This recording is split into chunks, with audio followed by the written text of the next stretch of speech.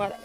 He is walking in whatever shade he can find, and I don't blame him, because I forgot my sunglasses, I forgot his goggles, but I thought a half a mile, you know, down the road and back wouldn't be too bad.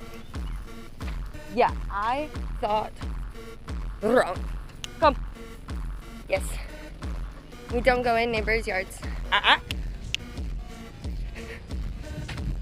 Good.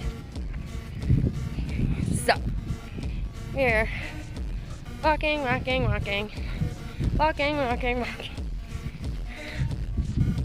Ow!